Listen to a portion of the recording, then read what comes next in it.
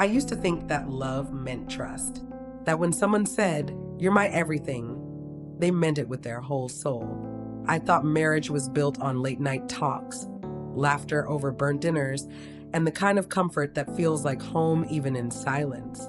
Jason and I had been together for almost 12 years. We met at a friend's barbecue when I was 25, both of us standing by the same cooler, reaching for the same can of soda.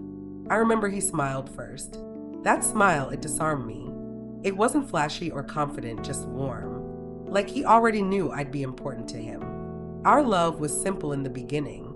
He'd pick me up in his old black Ford truck. We'd drive out to the lake, sit under the stars, and talk about everything we wanted in life.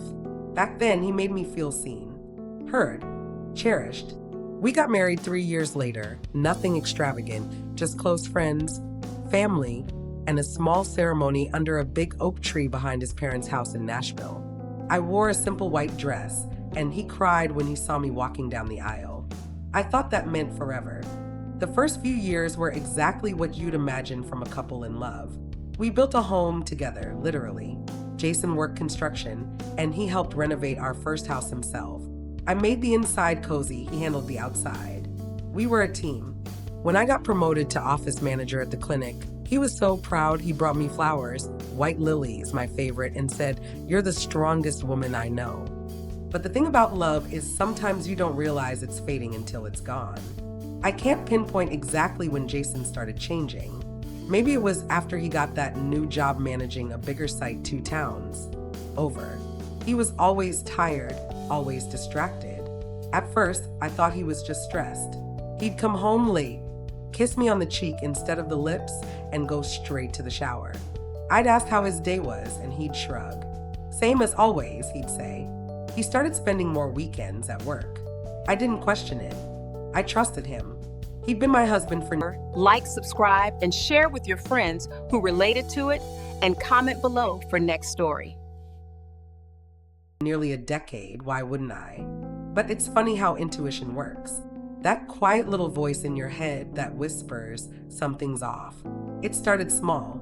His phone always face down. He began taking it with him everywhere, even to the bathroom. He started using cologne again, when I hadn't bought him. When I mentioned it, he said one of his coworkers gave it to him as a gift. I smiled and nodded, but my stomach twisted. One night, he came home at nearly midnight, smelling faintly of wine and perfume. When I asked if he'd been drinking, he said, "Just one with the guys after work." His tone was sharp, defensive. I apologized for asking. He said nothing else and went to bed. I lay awake for hours, staring at the ceiling, my heart aching with questions I wasn't ready to ask. Weeks passed, then months. The distance between us grew thicker than the air in that house. Then one Friday night, everything changed. He said he had to work late again. He kissed me on the forehead and left around 6 p.m. I watched from the window as his truck pulled out of the driveway, that same ache in my chest stronger than ever. I sat there for a while, my hands trembling. Then I did something I'd never done before. I opened the Find My app on my phone. We'd shared our locations years ago when we took a road trip in case one of us got lost. I hadn't used it since. My fingers hovered over his name. I almost backed out, telling myself, "You're overthinking again."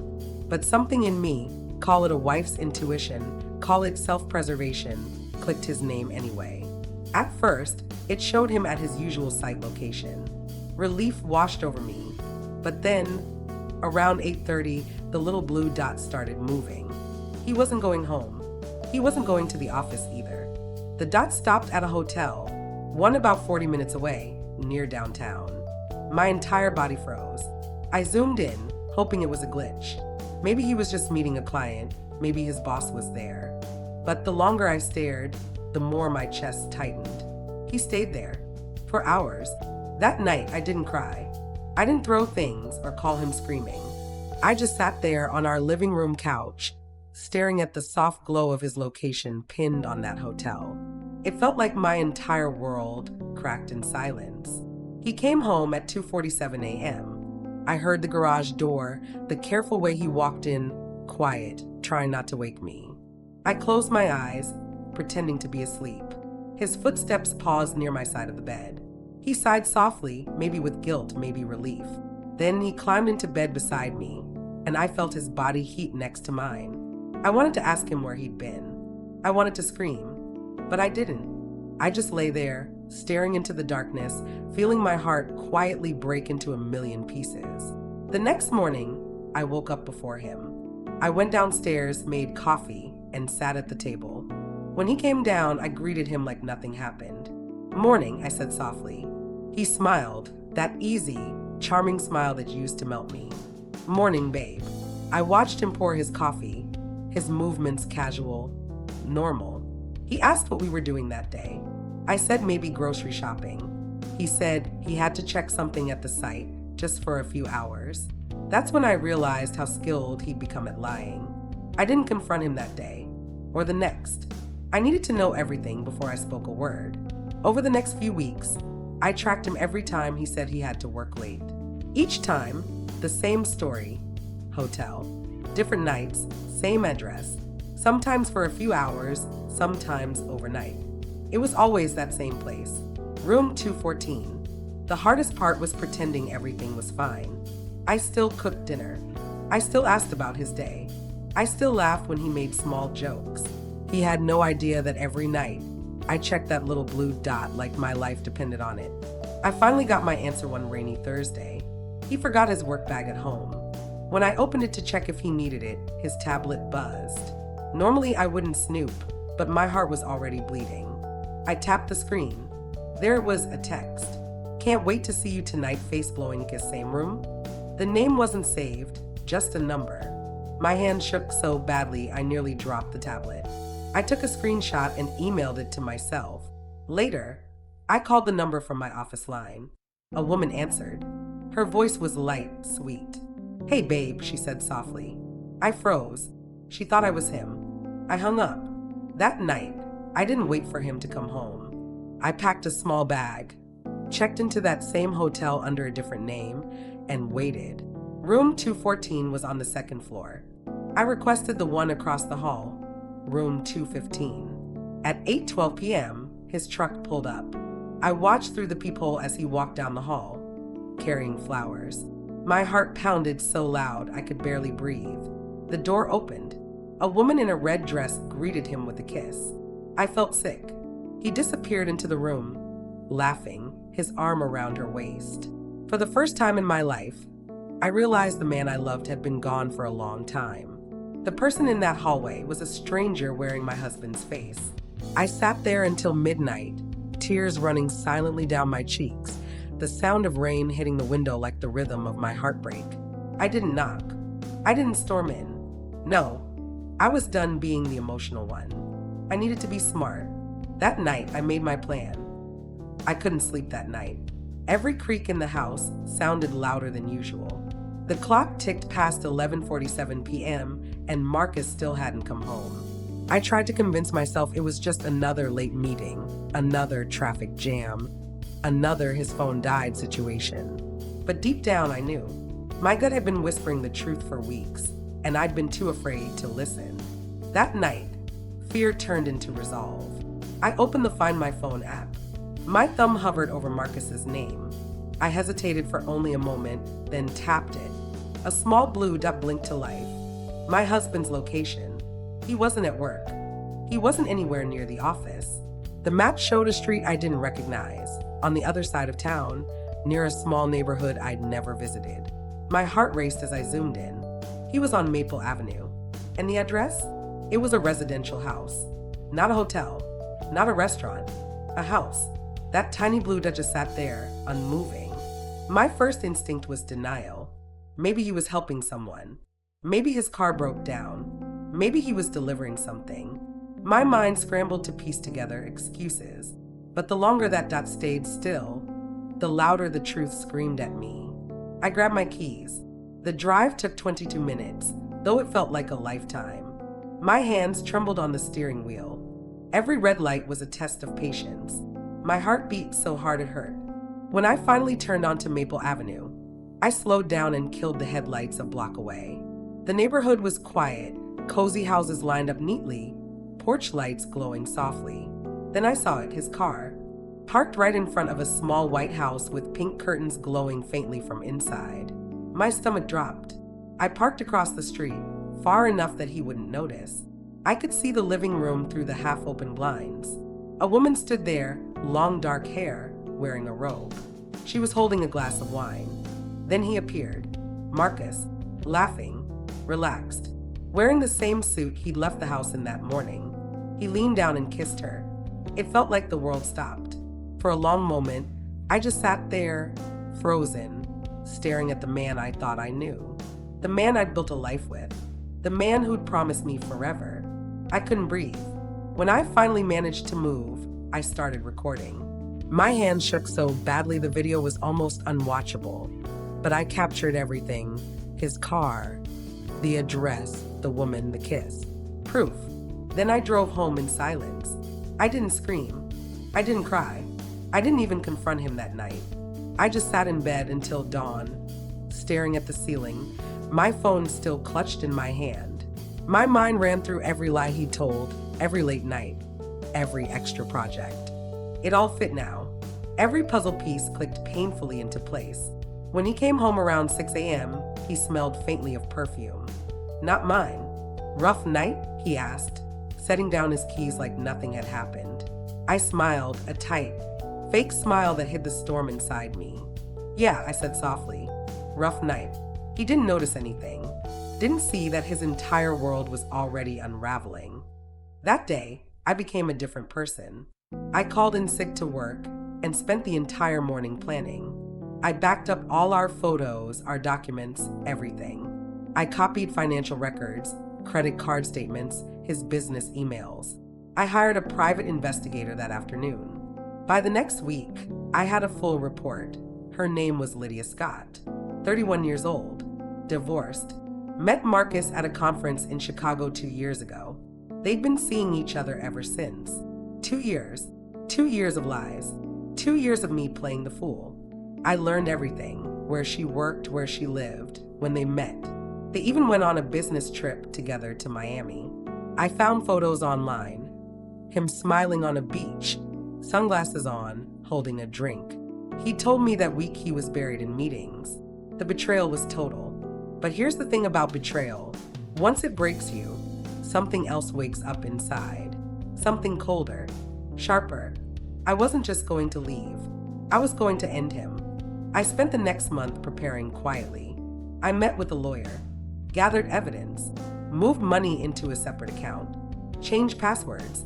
I even contacted one of his business partners discreetly and started learning things I was never supposed to know. Marcus's company wasn't as clean as it looked. They'd been using shady accounting tricks to inflate profits. Lydia wasn't just his lover. She was helping him hide money. Perfect. I let it all unfold like a slow burn movie. I waited for the right moment. It came on our anniversary. He booked a romantic dinner at one of the city's top restaurants. I played along, dressed up, smiled, toasted to us. But the entire time, my lawyer was sending every document, every photo, every message to his board, his investors, and the IRS. By dessert, Marcus's phone started buzzing nonstop. He looked pale, checked his messages. Everything okay? I asked sweetly, sipping my wine. He didn't answer. He excused himself, went outside to make calls. I could see the panic from the window. His perfect little empire was collapsing in real time. I left before he came back. That night, he came home to find the house empty. Half the furniture gone. My clothes, my things, everything important already moved out. And on the kitchen table, a single envelope. Inside was a USB drive filled with everything. Photos of him and Lydia, financial documents, texts, videos. The note said only, "You shouldn't have underestimated the woman who built your world. Olivia." The next day, his company froze operations. Investigators showed up at his office. Lydia's name surfaced too. She was fired, he was under review, and the house of cards began to fall apart. I didn't feel bad. He built his destruction with his own hands. I just handed him the mirror. 3 weeks later, Lydia called me. I didn't answer the first few times, but eventually curiosity won. I picked up. "Olivia," she said, voice shaking. You ruined us. I laughed, not out of cruelty, but out of disbelief. You think I ruined you? You did that yourself. He loved me, she whispered. No, I said calmly. He used you, the same way he used me. You just realized it too late. Then I hung up. That night, I poured myself a glass of wine and sat on my porch, the quiet one at my new apartment. The city lights blinked in the distance. For the first time in years, I felt peace. Marcus's life was in shambles. The media picked up the story, local CEO under investigation for fraud. His investors bailed. His assets were seized. He tried to contact me several times, emails, calls, even showing up once at my door. I didn't open it. He lost everything. And I got everything back. My dignity, my strength, and my voice. But the real revenge wasn't in destroying him. It was in rediscovering me. Because once you've seen the truth, once you've faced the kind of betrayal that cracks your soul, you stop being afraid.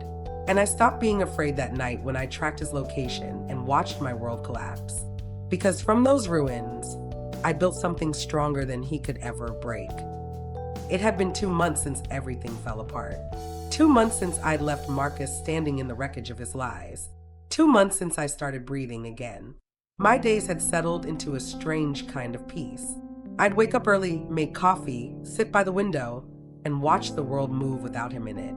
It was strange how quiet healing could feel after years of chaos. I didn't cry anymore, not because the pain was gone, but because I'd accepted it. But the universe has a cruel sense of humor sometimes. One afternoon, while I was in line at a small grocery store near my new apartment, I saw him. Marcus. He looked nothing like the man I'd once loved. His suit was wrinkled, his hair unkempt, and his eyes, once confident and sharp, were tired. Hollow. He spotted me before I could turn away. Olivia, he said softly. I froze.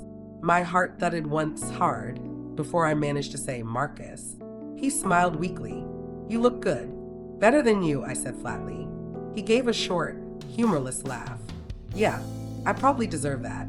He followed me outside, carrying nothing but a paper bag and desperation. I just wanted to talk, he said quickly. Please, just for a minute. Why? He ran a hand through his hair, sighing. Because everything's gone. The company, the house. Lydia, she left. I'm trying to get my life together. I just needed to see you. I stared at him, expressionless. You needed to see me? After what you did? His voice cracked. I made mistakes, Liv. Big ones. But losing you, that was the one thing I'll never forgive myself for. I didn't say a word, just looked at him. This broken version of the man who once made me question my own worth. Do you remember that trip to Maine? He asked suddenly. The cabin by the lake? You said it was the happiest you'd been. Yeah, I said coldly. I also said, I felt like I could trust you completely. Funny how that aged. He flinched. I know you hate me, hate? I interrupted. No, Marcus. Hate would mean I still care. You don't deserve that much. He stood there speechless as I turned and walked away. That night, he sent me an email, long, rambling, full of excuses dressed as apologies. I didn't reply, but one line stuck with me. I'm not asking for forgiveness, just a chance to tell you everything. I deleted it, but the thing about unresolved pain is it echoes. Days passed, and I found myself wondering, why did he do it? What was so wrong with me that he needed to find someone else? So, 1 week later, I agreed to meet him. We sat across from each other at a quiet cafe. He looked nervous, like a man confessing to a crime, which in a way he was. He told me everything. How it started, how he met Lydia, how the lies piled up until they buried him alive. He cried actual tears. The same man who used to mock me for being too emotional. But the worst part wasn't what he said. It was how ordinary it sounded. He didn't cheat because of passion or love. He cheated because it was easy. Because I was too stable, too predictable, too focused on responsibility. Lydia made him feel alive. He wanted excitement. So he destroyed a marriage for a thrill.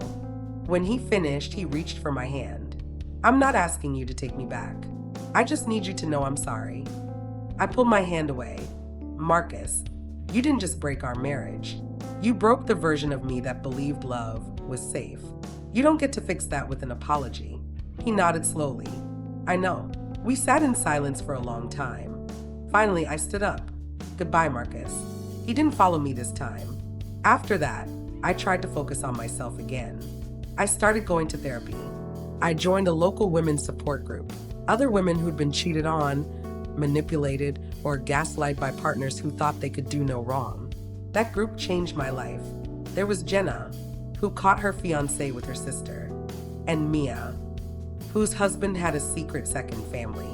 And then there was Claire, who divorced her husband and turned his betrayal into a best-selling book. Listening to their stories made me realize something. I wasn't alone. I wasn't broken. I was becoming. A few months later, I started writing again.